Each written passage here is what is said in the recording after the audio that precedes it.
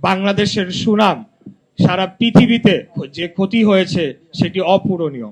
আরেকটা বিষয় একটু কথা আজকে বলতেই হবে, যেহেতু ঘটনাটি গতকালকে ঘটেছে। আপনারা জানেন যে এই 5ই আগস্ট জুলাই গণ অভ্যুত্থান দিবসের রাষ্ট্রীয় অনুষ্ঠানে মুক্তিযুদ্ধ বিষয়ক মন্ত্রণালয়ের পক্ষ থেকে আয়োজন করা হয়েছিল।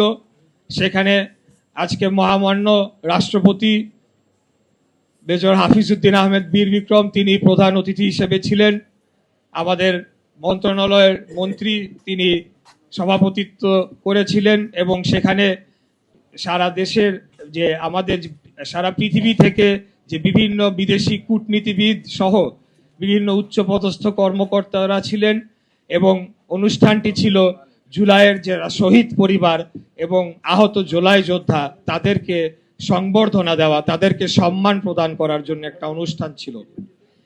সেই অনুষ্ঠানটাতে আপনারা সকলেই দেখেছেন নিশ্চয় যে ন্যাক্কারজনকভাবে কিছু ব্যক্তি অনুষ্ঠানটিকে বানচাল করার জন্যে অত্যন্ত সুপরিকল্পিতভাবে তারা সেখানে গোলযোগ সৃষ্টি করে, যেটাকে আমরা ইদানিং মব কালচার হিসেবে জানি, সেই কাজটি তারা করে।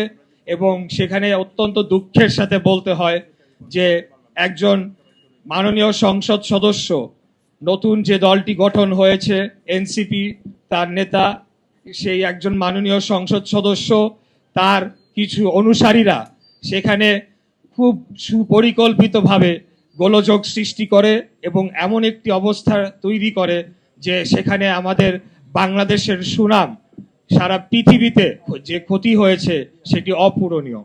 কারণ সেখানে উপস্থিত সকল কূটনীতিবিদ যারা রয়েছে তারা ভীত সন্ত্রস্ত হয়ে সেই অনুষ্ঠান স্থল ত্যাগ করে।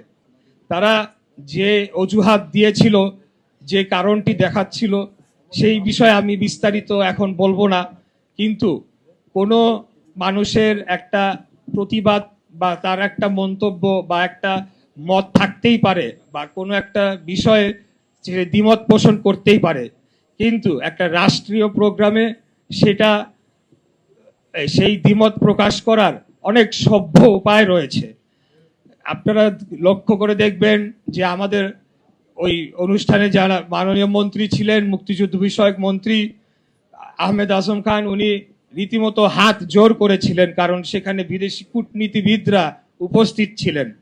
কিন্তু এই যারা অত্যন্ত সুপরিকল্পিতভাবে এই ঘটনাটি ঘটিয়েছে, তারা নিজেদের ব্যক্তি স্বার্থকে উদ্ধার করার জন্য বাংলাদেশের সুনামকে নষ্ট করেছে। সারা পৃথিবীতে আমাদের যে কূটনীতিবিদরা বাংলাদেশে উপস্থিত ছিল তাদের সামনে আমাদের সম্মানহানি করেছে। আমি মঞ্চে বসা ছিলাম, আমি খুব ভালোভাবে সেটি দেখতে পেয়েছি তারা কিভাবে সেই জায়গার অবস্থান নেয় এবং তাদের যে একটা পরিচয় জুলাই যোদ্ধা সেটিকে ব্যবহার করে তারা সেখানে অনুপ্রবেশ করে অনেকেই এবং এই পরিস্থিতি তৈরি হয়।